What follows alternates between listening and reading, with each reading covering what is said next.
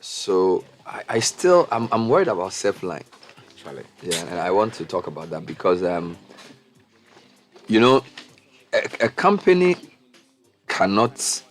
Okay, let me make this as simple as I can. Once a business has been licensed to operate in a country, it's not just the business that has responsibility for the customer. The regulator also has a responsibility. Yep. So if a regulator says Surfline you can operate, it means that the regulator has certified that these people are correct people, right? So if you work with the people for 2 years, 3 years, and the people decide that they're not going to work again, or we can't hear of them, we deserve to know where they are and what's happening to them. And I think the regulator should be responsible to tell us what's happening to Surfline, right? Because they license them. So that's one. So NCA have questions to answer on why customers can't hear from their service provider, right? Even if they are broke or they have a problem, we should know. That's point number one. Point number two, it seems that the company is struggling financially, right? And it will seem as if a lot of companies in the data space, if you look at the history, I've been in this industry for nearly 20 years. Big bang, iBest, lots of adverts. After 5 years, they disappear. Busy internet. They disappear. So there has to be a discussion about the business of data. Glow is almost We don't know where they struggling. are. Yeah. So data is the fuel of the new economy. You can't have the fourth industrial revolution without data. Look, the countries you want to be like, data is available and accessible and affordable. Yep. In Ghana, all three don't work. It's neither accessible, affordable, nor available. So why can't we get the data business model right? All right, using the Surfline as an example. It's something that's been bothering me a lot. Data is very expensive. Very, very. You go and buy data and look, and I'll say that in this business, if I were to rate the number of, okay, I don't want to disclose this, but when we go for management meetings, there's always a discussion about data. Inevitably, it's change service provider is not working. So we need to talk about it. We pay a lot, we are not getting value. All right. And then you add that to the fact that in the past 3 days, the market leader MTN has been forced, and I'm putting that in quotation marks, to withdraw a very affordable data package because of a policy that really I don't understand. Apparently, there's a policy called the significant market player, which policy, among other things, suggests that as the significant market player, you can't have the cheapest bundle in any category of product pricing. So if your competitor raises their price, you have to raise your price. And it doesn't make sense to me. So we'll try and deal with all of that. If you go to the website of the company, you would see that there's a notification. Dear cherished customer, Surfline has in the past few months experienced a total network downtime, resulting in service interruption for some of you. Oh, Charlie. Please be assured that Surfline management is working very hard with its external stakeholders to resolve the matter. It goes without saying that the validity of your data bundle will be extended proportionally once the network is up again. Surfline will also ensure that you are, as a cherished customer, are compensated for all the inconvenience. So this is a good notification, but this is been on for a while. Yeah. And there doesn't seem to be a recovery in sight. So I don't know whether this is just an assurance they've put there, or this is something they actually intend to make good. All right. Now, let me tell you a little bit about the history of the company. So the company was established in 2011. So that's how many years ago? Probably 11 or so, 12 years ago. One of the 4G LTE providers licensed by NCA. At the time, it was a combined fee of $18 million. Now, their mandate was to provide high-speed mobile broadband internet services within the 4G range. I recall going to their Osu office to get a bundle. We were all excited. They were going to bring competition. The MiFi that they brought was white with some blue thing. Yeah. Beautiful. They launched to immediately become the first 4G LTE company in Ghana. Right? And this is just a decade ago. They were the single largest LTE ever deployed in SSA. They are strategic partners like IBM, Alcatel, Lucent, Microsoft, and Huawei. All right. So why in 10 years will they be going through the kind of thing they're going through? Is it the business environment? Is it the lack But what of... exactly are they going through? Well, you're not a Surfline customer, so maybe what I should do... Let me ask listeners to tell you... I know. Tell us what they are going I'm through. very The company familiar. is not working. Like I said, I'm very familiar. Things are not working. My Wi-Fi hasn't worked in God knows how long. And you are with Surfline? Yes, I mean I use a Wi-Fi, provided by the office, so I very well understand that Surfline hasn't worked in a while. What I want to know, and I don't know if Bernard has mentioned it and I missed it. The point is, what are they going through? Have they officially told us that? That's the thing. That's what I'm asking you. We don't. No, I don't say we don't. If I knew, Uncle, I would just. We don't. Yeah. But the truth is that we are not getting service from them. Yes, we haven't had service in months. Appears they are having. Okay, so let's be careful. It seems to me that they are having operational problems. I don't know whether those operational problems are symptoms of a much deeper financial problem. All right, because usually for a company there are different kinds of problems you face. You can have an operational challenge because, for example, if your towers are not working because of a natural disaster, you may be a going concern with a lot of money, but you may not be able to replace them within a short period of time.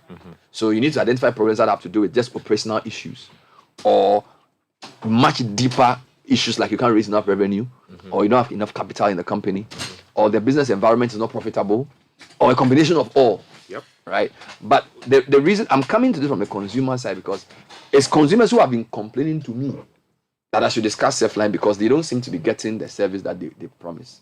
Right? So, Nathan, I'm not able to tell you whether it's underlying just like a accumulation of many operational problems or whether they are underlying financial challenges. But one of the things our investigations have shown is that the NCA is aware that Surfline is going through problems, and that NCA is minded to make a statement on Surfline soon. Do you follow me? So now, and I'm bringing this to try and answer you to say that if the regulator is going to make a statement on them soon, it suggests that the problems are much deeper than operational problems. Do you get me? Because if it's just an operational problem, then it's a temporary problem. And this problem has been on for a while. So there seems to be a much deeper problem. So, Godfrey, for me, I'm inviting on the more long-term issues. How come a company that became our first 4G LTE company, launched with a lot of pomp and pageantry, highly optimistic about what they would do, look like a very good business, in 11 years, they know they sit up, all right?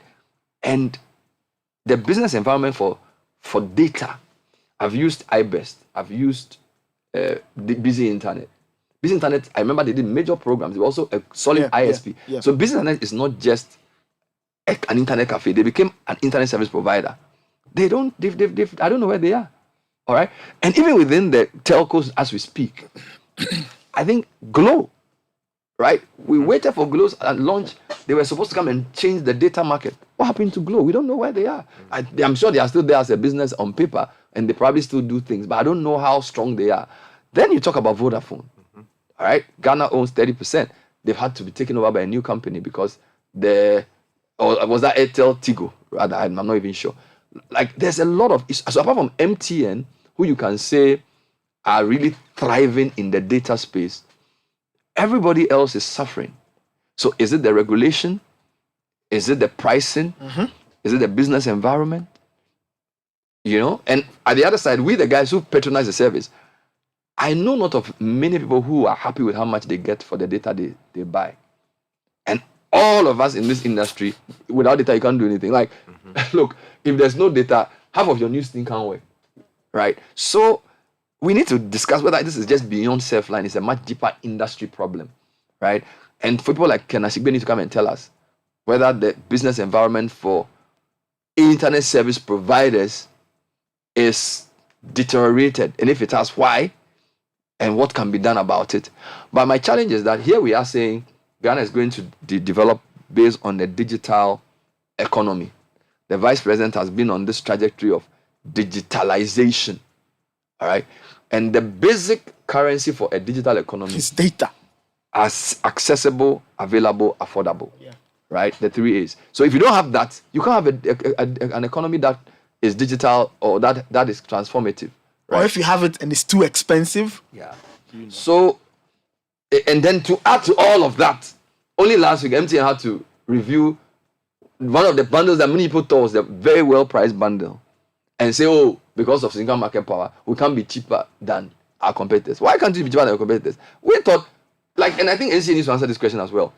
MTN is the biggest provider, right? So if they have a bundle that's cheap, why should SMP make them raise the price of? I mean, it doesn't make sense. If 70% of the people are using MTN and the thing is cheap, why don't you let us use it? They are saying that because the market is distorted and they are so strong, they can't be cheaper than their competitor. Like, how does that benefit me? Do you get me? Like, I don't understand. Yeah, but Bernard, the tool is also to correct the defects in the market. Some people suggest that, yes, I mean, we know that MTN from space phone days and they've done a fantastic job in terms of how they've been able to deepen, a mobile telephony access in our country, and by extension also help to connect quite a lot of people around the country. The fact is also that to a large extent, they have become a behemoth of great proportion, and they have tilted the market in a way as to suggest that there's some artificial monopoly in the system, if I can call it that. So some people say that, well, I mean, it would not allow for effective competition, because effectively, if you create a monopoly and the others cannot compete in the market, what happens is that they become the absolute lords within the market, and the customer will not benefit. So you need to introduce policies that would allow for, the other ones to grow, or give them a way of competing fairly with the dinosaur in the market. But do you compete only on price? So why should the price of the product be forced to go up? Because if the purpose of regulation within this whole competition space is the benefit of the consumer, why should the SNP policy rather lead to higher prices? Because theoretically, a monopoly can charge any price they want. So you want to prevent that. So you want competition. And the theory is that the more you compete, the more prices come down. So now, if for some reason the guy who's the leader in the market has a lower price, you're saying that that's not fair. It's not fair to competition, but it's fair to me because I want to pay a cheaper price. Yeah, but you know so what it does is to cause customers of the other networks to migrate to a cheaper option, and as a result of which you kill the competition. You understand? So if you are a regulator, you intervene with tools as to adjust the system in a way that makes it comfortable for the others to compete. So you're saying that in the long term they want to achieve this. Exactly. So in the short term I will suffer. Let's talk to Derek Lai. He's the director for the Africa Digital Economy Forum, which I believe is a platform for organizations within the internet service provision space. Derek will probably explain that better. Derek, welcome to the show. Good morning. Hey, Bernard. Senior, good morning. How are you? I'm well. So Africa Digital Economy Forum, what is that? Oh, so it's basically a body that we literally go around different African countries, and we engage governments in promoting digital economy. That's in summary how it is. Okay. So it's like a almost something like a chamber, but it's in an African context. So my premise this morning is twofold. That domestically some things are happening in the market that are very concerning. For example, I don't know whether to call them operational challenges of Surfline or existential challenges. Surfline, which is 10 years ago, Ghana's first 4G LTE service provider, they seem to be going out of business, for want of a better word, and we don't know whether they are able to come back and offer service. So that's one. So specific issue of Surfline, and then the MTN having to scrap their data, what do you call it? They call it the bundle. Data zone bundle, allegedly because of SNP, which the NCA imposed on them. I wanted you to tackle those two first before I come to broader issues. What is your understanding of what's happening to Surfline, if you know anything else? And does the SNP policy make sense in the sense that they are saying MTN cannot have a lower bundle price than their main competitors? So I'll start first with the Surfline issue. It's a very concerning matter, and for me, I think it's a bit worrying that we still don't even have a regulatory position on it, because they've been down for close to 3 months, or even more than 3 months. And you have in excess close to about 50,000 customers that they had on there that are currently affected. And they do not have access to networks or the internet service, but they've paid for the service. So people have data bundles that they are not able to today enjoy over the last 3 months, and yet nobody's saying anything about it, and that's very concerning. Now, I think a bit of Surfline issues, we kind of like we can predate it. It goes a little bit back into time where there's been a huge concern about you always continue to head backhaul, broadband, provide some of the services that they are taking from their partner. There's financial issues. Surfline issues is simply financial, and for most of the broadband wireless access networks, it's all linked to financial related issues. Now, in 2015 or so, there was an engagement process with the NCA that led it to literally licensing what we call the broadband wireless access networks, which is basically some license that were given for the provision of broadband in the 2,500 to 2,690 megahertz frequency band. And I remember, because that time, I think in 2016, I was in the UAE when the likes of Busy 4G were also officially unveiled. And I remember I was listening to internet radio where I heard the minister then say that we have licensed another telco today, so what's going to happen is that there will be a lot of telcos, and when there are a lot of telcos, what happens is that there will be a lot of competition, and when there's a lot of competition, what happens is that prices will go down. That's rudimentary economics. It doesn't work like that when you're dealing with products of this or services of this nature. So you can license 200 Wachi sellers in a particular corner. The point is that they will all not tear below maybe 1 city. Everybody will still tear 1 city. If they want to serve their customers. So it's very difficult when we look at it from that perspective. So what we've seen is there's been so many players that have been brought into the market. So even if they were sharing a box of pizza, and it was 8 sides, and now you have 12, maybe there were 4 people sharing the 8 pizzas, everybody's going to get 2.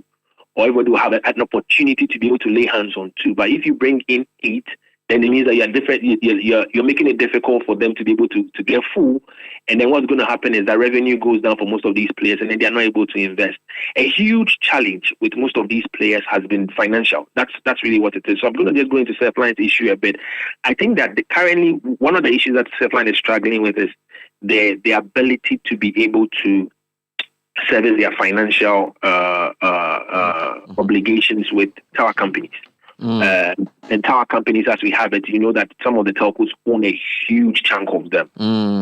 So while we argue that maybe I know there are some internal fights going on that maybe one of the tower companies or the companies is charging them too much, and because they see them as a competition, they are charging them more than what they are charging the market. That's all up for the regulator to kind of like get in and kind of like fizzle out.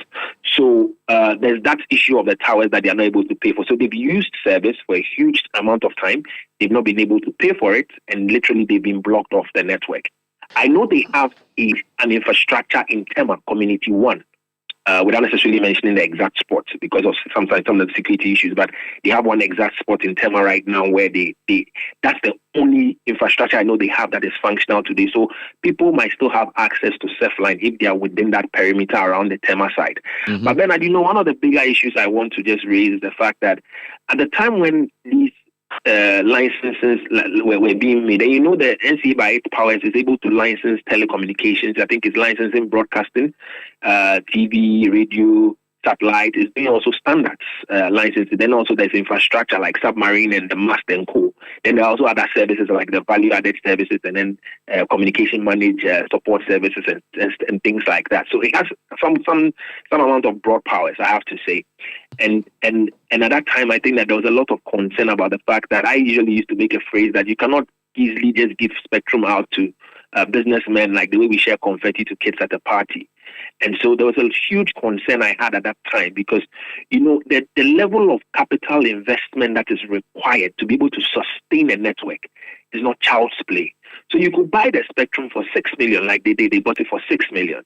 But you realize in time that to be able to cover Ghana, you need in excess of $1 billion to be able to do it and do it right.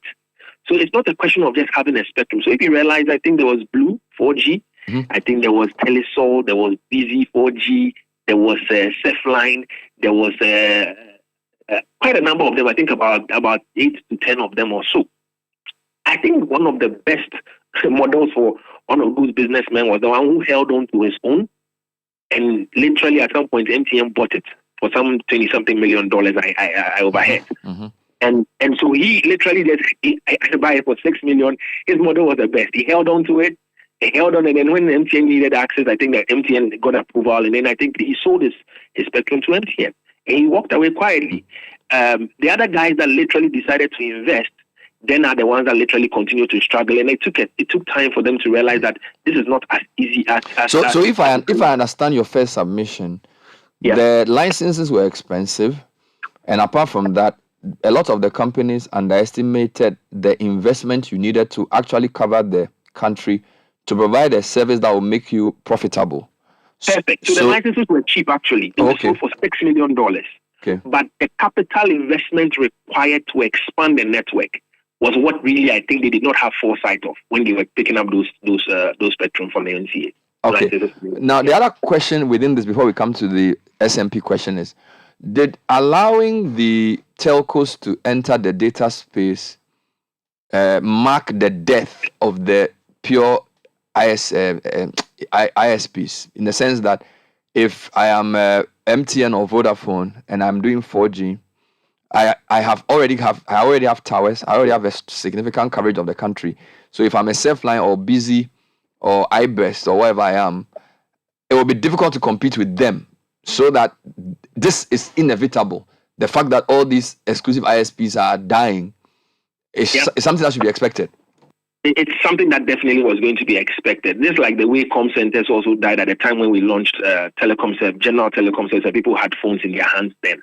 It's almost not necessarily like a function of nature or literally what you're supposed to expect, considering the nature in which technology evolves. But I think so that's the first point. The second point for me is that they're also, I think for most of these BWA companies, like we say, like the broadband wireless access companies, so I think some of them also overbuild their setup. So you have a system where you have somebody open up a Connect store, like basically their flagship store, and they are spending in excess of $3 million to open up the store.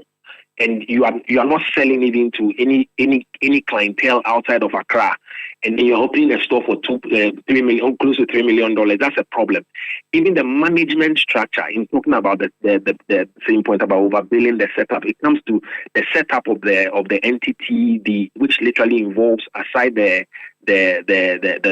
general operations. I mean, the structure of the business, the people, some of them overhired too many staff because they thought it was a telco, and telco has a lot of workers.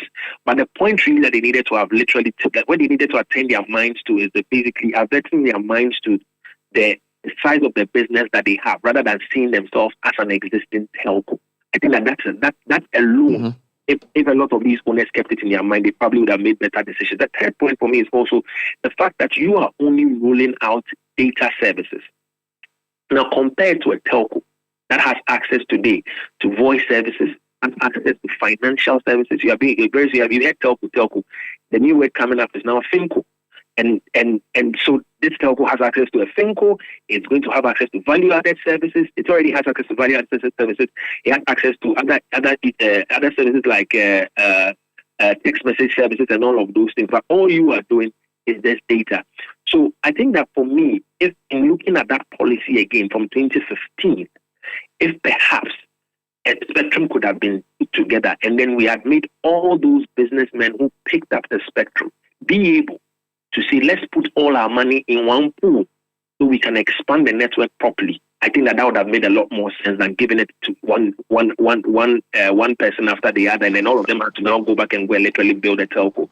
Then the final point for me is that in looking at certain sense of recommendations, I actually also think that perhaps if we had looked at the BWAs as literally entities that are used to prop up services in places that Ghanaians genuinely need services, as a sense of policy drive of improving digital inclusion, I think that would have been another useful way to look at it. So you're looking at places, when you get out of even just Accra here, or Bernard, if you are going to Akosombo, on your way there somewhere, you realize that there are certain communities that sometimes have black spots, or literally have gaps, like we say it.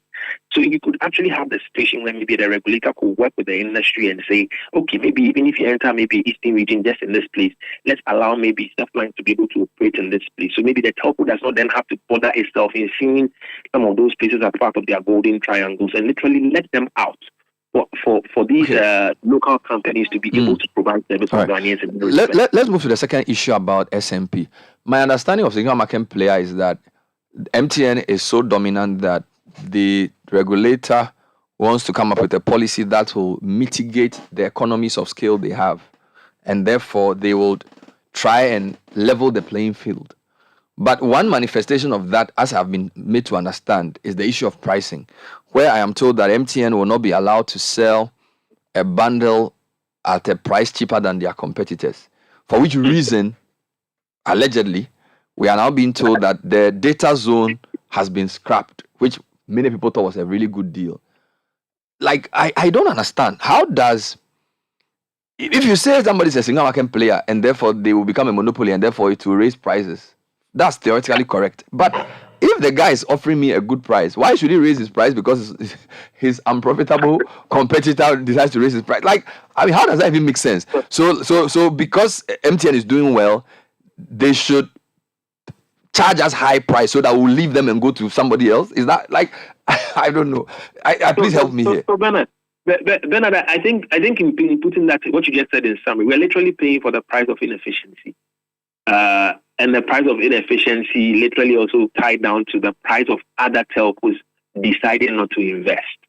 So in June 2020, there was a declaration that MTN was a significant market player. Now, per the National Communications Policy, this 2005 document says that it takes, I think, one to hold 40% market share of voice, SMS, data, and mobile money to be considered to be a significant market player. But you see, at the time when the announcement or the declaration was made, there was a lot of general public excitement.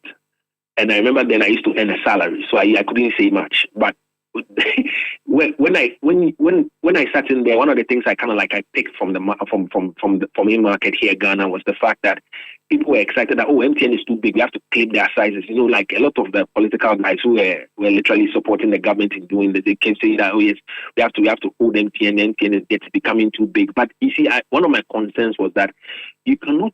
The 2005 policy and what literally dictates this particular clause was a very, very efficient and sound policy when it was created and written in 2005. But when you are now implementing such a clause after 15 years, considering the evolution of such a very, very, very, very fast-moving space or environment like telecommunication or industry like telecommunication, you need to be super careful. So if you realize, before we go into it, if you realize we're in the third year of this announcement, what has happened to MTN? Nothing. What is actually happening is that the prices of services are going up simply because of the dictates of this policy. So you have a system where MTN is not supposed to charge lower or should not be the lowest, should not offer any service lower in the market compared to its competitors. Now, I was making an argument, I was advancing an argument yesterday on Facebook to literally say that, so if I wake up in the morning and I'm MTN's competitor, willingly or unwillingly, I can just look at the way our bundles, because there's bundles in excess of 800. I can just look at any of them and say, this one that we compete with MTN on this particular bundle, maybe MTN is offering it for maybe, okay, let's offer it for, ours is maybe 1.5, let's offer it for 3 or 2.5.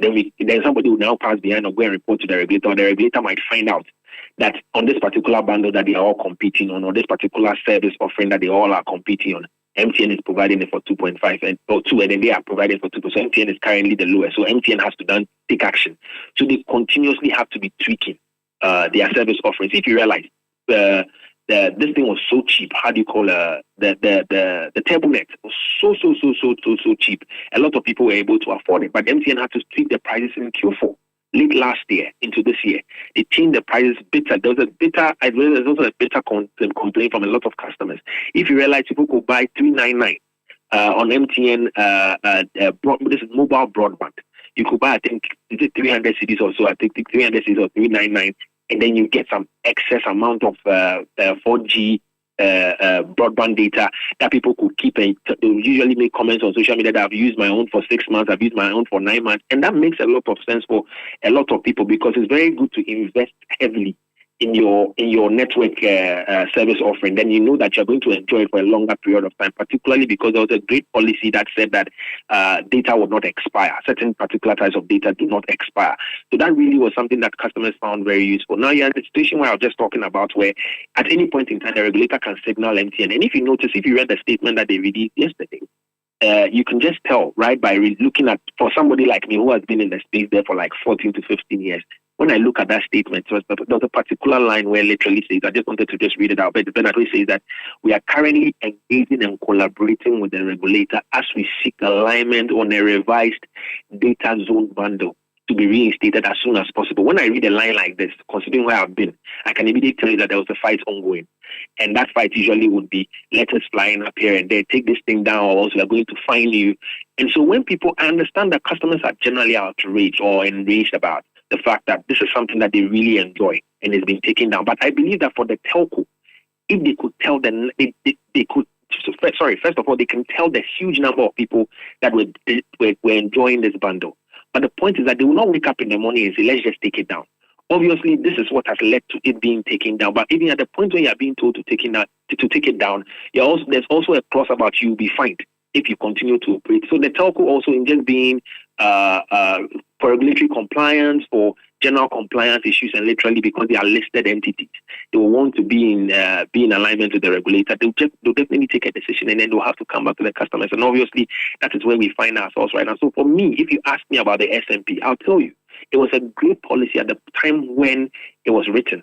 But at the time when it was being implemented, I think it was dead on arrival. And that's why 3 years down the line, this policy has literally done nothing to MTN, but actually has been a bane on the back of Ghanaians. Actually, I was checking. When the policy was announced in September 2020, or around 2020, MTN had 57% market share. Vodafone had 21.9%. Airtel Tigo had 20.3%. Glo had 1.75%. Now, MTN, when you go to their latest financials, they say they are 55.2% market share. I don't doubt that. But I can argue that between September 2020 and today, the fortunes of MTN's competitors has actually worsened. Because Glo, I am told, have even sold. Left the market. They've left the market. Yeah, they left the market. They've exited. Vodafone has been sold. Exactly. So, how 2 years of the policy you have, and MTN is claiming they have 55% market share. I actually think they're probably more than that. I agree. And Airtel Tigo has equally now been, for the want of a better word, this is the only time 1 + 1 ever became 2. It's become a merger that it's become a marriage that didn't look like it was supposed to have happened at all, because it's equally struggling as well. And Bernard, you see, I think you just made a very solid point there about MTN. I think now at this time is even being careful with the kind of numbers that they report.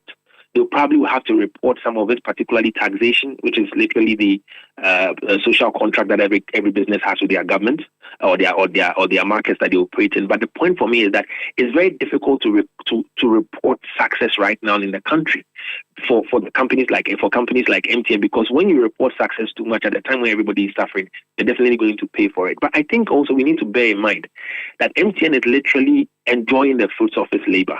And that's just what it is. I've always said this thing: profit is never a bad word. If Citi FM is making profit this morning, I don't think that any of us who work at Citi FM will be unhappy. So profit in and of itself is not a bad word. But unfortunately, in Ghana, when you report success, it's either you now have to pay for reporting for it, or two, you just have to pay it unnecessary and you need it for yourself because you are doing well. And there's nothing wrong with doing well, but MTN in itself has continuously looked at Ghana. I worked at MTN, Bernard. I worked in MTN for 3 years. And it's almost, MTN is like an academy. And I can tell you every single day there's a meeting that looks at what didn't go right with a particular product or service offering the day before. And they would immediately take action. In the same vein, from the shareholder and the stakeholder, the shareholders' standpoint, there's a continuous interest to keep investing in the market, so that I think continuously you are hearing some $700 million that has been thrown into the market over the last couple of years, continuously year on year, and the general interest of the business to equally invest in the social engagements, whether festivals, whether sports, whether entertainment, whether religious, everything, they are inside there. It's not done out of place. Everything is done to literally make the brand a stick on the back of everybody's mind. So if you find them where they are, it's not because it's a fluke or they intentionally did it. It's been carefully curated and it's being delivered to success. That's exactly what MTN is today. Well, Derek, so maybe the last question will be, in view of all we've said, the NCA's approach to regulation, can we blame that for the failure of successive ISPs? With iBest, they came with a big bang. They went out with a whimper. Busy was a good place to browse. When they became an ISP, they couldn't compete. Surfline came in as a big 4G LTE company, 2011. They are probably on their way out, right? So should we not be blaming the regulator for this? Because they set the rules, right? Or is it just the Ghanaian business environment that makes things tough for these businesses? Well, I will not blame the regulator. I will not put the entire blame on the back of the regulator, because for the want of a better word, based on my understanding of the way things work in the telecom industry, I do not think that the regulator has the full hand in most of the things that are happening. I think also policymakers, particularly the governments at the time of the day. I talked about this thing basically coming up from 2014, 2015. So this was when Omar Nebuama was also the minister. Dr. Omar Nebuama was also the minister. And now we have S-Line there at the helm of affairs. It's for the want of a better word, I've noticed that there's a law, I think I need to look for it and probably I'll share it with you, where the regulator takes straight decisions or straight directives as well from the policymaker, which is the minister. And it's unfortunate that there are instances where the regulator has made decisions that these are decisions that are coming because usually we hear, when you go into and talk to your friends, you hear things like, oh, the minister is annoyed. Yeah, but it's not a question of the minister is annoyed. It's a question of what needs to be done or what has to be done or what works for the market, not what makes the minister happy or makes the minister excited. So you realize that most of the regulatory interventions in some of these things that have led us to where we are has just been a function of maybe somebody easily telling the minister what they should do, and the person might not be the right person to be talking to the minister, and the regulator not having the free hand to be able to operate as a regulator. So regulatory independence has been one problem that has literally affected the telecom industry. If the regulator was as powerful and more independent, maybe for the better word, maybe like the central bank, we would have seen a lot more quick interventions or quick interventions to be able to tackle some of the problems that the telecom industry faces today. But then the way you literally captured it in summary, we're seeing that the way the players are either exiting or they are merging or they are hungry to leave literally means that the environment is not favorable enough for them to want to stay. And we can still lay the blame at the back of the regulator, but I also think that a bit of it also should be going to the policymakers' doorstep, because I think that they equally not helped us in being able to provide streamlined policies that to support the growth of the sector in the long run. Thank you very much, Derek Laye, known on social media as Pope Barnabas. He is the director for Africa Digital Economy Forum. All right, so those of you who are Surfline customers, what I can say to you is that the NCA, I have been made to understand, is aware of the problem, and they are going to say something soon. That's all I can say. This is going on since February. Yes, so I can't. I don't have the clearance to say anything else. But what I know is that NCA, because when I sort of try to check, NCA is not unaware, and they are saying that very soon they will say something significant about the situation. I understand that bit. So what I don't understand is why since February 9th, which is when we last heard from Surfline, the NC hasn't said a word. Maybe then we are entering. No, I mean, come on. This was one of the major players in the sector. So if something has happened, at least give customers a heads up. Yeah. Because Surfline did send a message to their customers on that. They said they were having issues that they were trying to fix. But since then, they haven't said a word. So the regulator should at least tell people something. It's not, the regulator should not just show up when, like you said, it's time to find somebody or it's time to show power that we have done this. But you also have a responsibility to keep consumers informed. Yeah. That this is because then people make investments in a certain way. People do certain things in a certain way. Yeah. And then I want to go back to the point I made to Derek. You see, 2020, you say MTN is a significant market player because they have 57% market share. At the time, Vodafone had 21% market share. Airtel Tigo had, I think, 20%. So Vodafone had 21.9, Airtel Tigo had 20.3, and then Glow had 1.7. So if you add it, it's 43%. Yeah. And MTN had 55. Okay. Now, when you check and ask, what is the market share of Vodafone today? The Vodafone that has been sold. When you read most of the reports, we are told that Vodafone's market share is 17%. So it's come down, right? Again, when you read what is Airtel Tigo's market share, they say it's 14.2. Okay, well, if you add 14.2 to 17.5, you have what? 14.2 plus 17.5, you have 31.7. Good. Now, the two companies in 2020 had 40% of the market share. Now, the two companies have 30%. Is there a new telco that we don't know? Glow has sold themselves and gone. You know so? So, if MTN says they have 55% market share, who has the rest of the market share? Please, you get my question? If MTN has 55%, Airtel Tigo has 14%, Vodafone has 17%, that means the market is 85%. Who has the 15%? Just trying to. So I beg, NCA, come and answer this. I don't understand the numbers. Is there a new telco that we haven't heard of? Do you get me? Because you do your checks, go on all the sites and say, what is Airtel Tigo's market share? They will tell you it's about 15%. 14.20. Am I lying? Okay, so I'm looking at. Or unless I'm using the wrong data. Yeah, this is National Communications Authority. Their industry information. Good. Telco subscriptions for January 2022. So if you go to voice subscriptions, for instance, it says that at the end of January 2022, for instance, MTN's voice subscription was at 24 million. The MTN's market share for the month under review was 59%. This is end of January 2022. For voice? For voice. Vodafone share was 19%. Ah, okay. Airtel Tigo was 18%. Still, so if you are 18 to 19, that's 37. Yeah, that's mobile.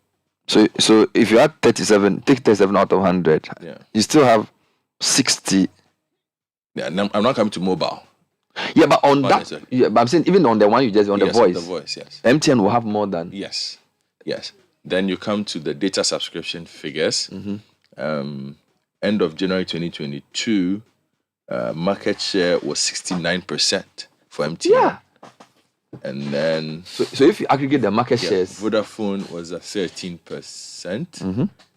Airtel Tigo was 14%. Exactly. And Glow was at 1.5%. So if you have MTN with 69 in data, MTN 59, and these are significantly higher than what they were before you introduced the significant market player. Yes. So now I'm coming in again. Hold on for me. Yes, do one more. No, I'll do two more. Okay. Actually. So fixed network data subscription. MTN holds 26%. Vodafone 72%. Yes, for fixed, yes. Yes, and then Airtel 0.7%. And then the last one is for broadband wireless subscription. Yeah. We had Surfline, who was dominant in that market. They held 81%, which is why if Surfline holds 81% of the broadband wireless access subscriptions in this country, and they've been offline for 3 months, the NCA cannot say they don't know. say that they will not inform the general public about what is happening. So Telesur had 6.3%, Busy held 10% at the time. All right, let me talk to the man who's... And then let me just give you something. Okay. Just, on the operator's market share for January, as at that time, MTN Ghana held 75%. Operators market share 75%. January. Vodafone Ghana held 24%. All right. Now, when the announcement was made in 2020, I'm told that MTN at the time, maybe I need to verify this, but the report was that they had 55% market share. So the numbers don't make sense to me. Let me talk to Apia Adomakukusi, and then hopefully when you comb through the numbers well, maybe we'll clarify what's going on. Because it would seem to me as if the market position of MTN has actually strengthened since the SMP was declared. Apia Adomakukusi is the chief executive of CATS, who are into consumer protection and promotion of fair trade practices. They are also part of the team working on a competition policy for Ghana, out of which a competition law could emerge. So he knows a lot about these things. Apia, so I'm a bit confused, and maybe my numbers are not right. When MTN was declared a single market player in telcos, I thought their market share was close to 60. Now I'm told that the market share is about 74 or so. So I don't know if I am the one not calculating this well. I'm mistaken. But my main question is, this significant market player thing that the NCA declared, does it make sense to you? Because allegedly because of that, MTN has had to withdraw one of their more affordable bundles, the so-called data zone bundle, because apparently it's cheaper than what the competitors are offering. And the SMP designation means they can't do that. Right? And I'm a bit confused. How does a single market player get prevented from giving us cheaper prices? Right? So you study these things. What is really going on? Okay. Good morning, Bernard, and the lovely listeners of Citi from this morning. I think where we are, we saw this thing coming. There were lots of writings on the wall, but then the regulator perhaps did not see it. Now, because MTN has been declared as significant market power, MTN cannot be allowed to charge a price anything below their competitors, because already MTN has the market power. So if MTN decides to charge lower, what it means is that other service providers will start losing out from the market, and the market will take further to the side of the MTN, and the MTN will only become the largest monopoly in the market. So as a way of giving a space for the other competitors, we say, look, for example, if 1 gig of data is 2 cities, MTN, if Tigo is selling theirs for 5 cities, MTN cannot sell theirs below 5 cities. MTN must go above what the other competitors are charging.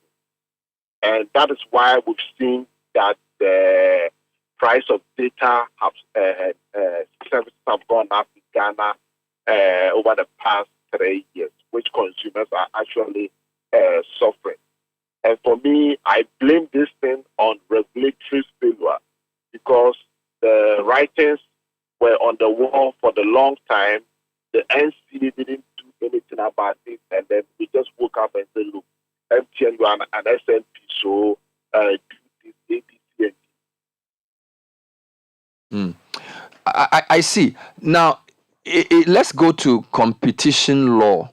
If you say somebody is a significant market player or they have single market power because they have 70% and you want to correct that, should that not be under a broader antitrust or competition policy?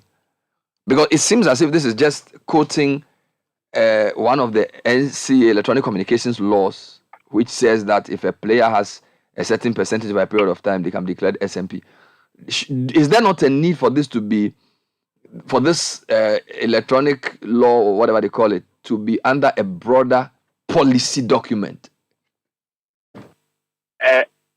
Yes, you are right. Unfortunately, the only provision in which the NCA and, for that matter, the Ministry of Communication use is that provision, the Electronic Transaction Act.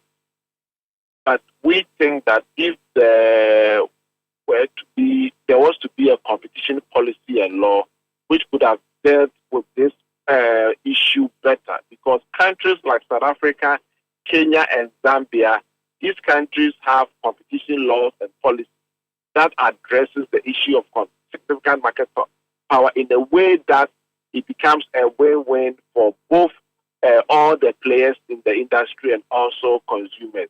And so going forward, we think that competition law is needed in this country to prevent this thing from cascading further into other sectors. And Bernard, I also want to say that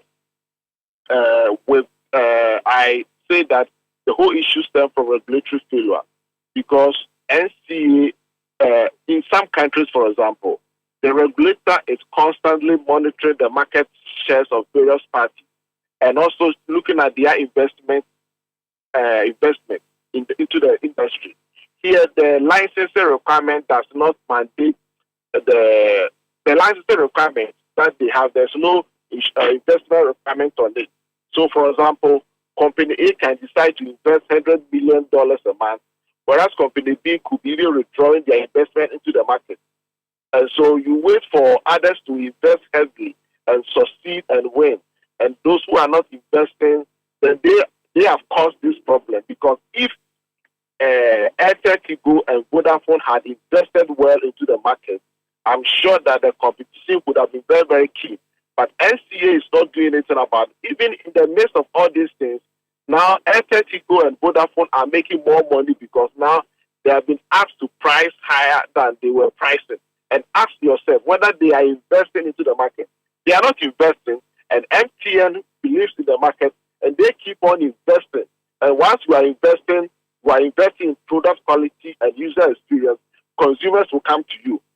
And I'm looking at a day when SCA will crack the whip and say, look, if you do not, if SCA say, look, if Vodafone or SNC doesn't invest into the market, they will face some punishment. We've seen it happen in some countries in Asia, whereby the regulator fines some industry players for not investing in the market. Because the whole thing is that consumers are looking for new things every day.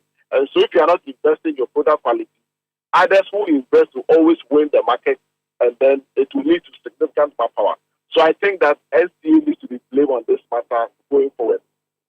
By the way, how far are we with the advocacy for a competition policy and a law in Ghana? Okay, so the Ministry of Trade wanted the AFCFTA competition protocols to be ready, and this competition protocol for AFCFTA was approved late January. And so it now gives Ghana the opportunity to ensure the alignment. And currently, the alignment is going on, and hopefully, all things being equal, I'm very hopeful that by July or August, I think the document will be getting its way to Parliament. So, because the FTA requires also all countries to have competition policy and laws, and so Ghana can no longer drag its feet further again on this matter. Wonderful. It looks like there will be progress there. Thank you, Apia, for talking to us. Apia Adomakukusi is the head of CATS International, who are in the consumer protection and competition spaces. At 19 minutes past 9, here are some quick comments on the matter. I'm still trying to clarify the. You said the MTN is 73%, right? The figure that they held 75. That's operators' market share. Yes, when the announcement was made that they had similar market share, it was about 70. Okay. So I still think they've gone up. Yeah. So until I'm corrected, the policy has actually worsened the situation for us. Because if somebody has market share of 70% and you're saying that they are too dominant, and therefore you want to introduce policies to reduce their dominance, and 2 years later they now have 74%, it means they're actually getting stronger. And then Airtel, Tigo, and Vodafone have gotten weaker. Airtel, Tigo has left. What do you call it? Glow has left. Vodafone has been sold. Airtel, Tigo is not doing that well. So there's a problem that the NC has to address. I don't know if Airtel, Tigo is back with the government. I mean, yeah, basically. And if it was profitable, the people wouldn't have left.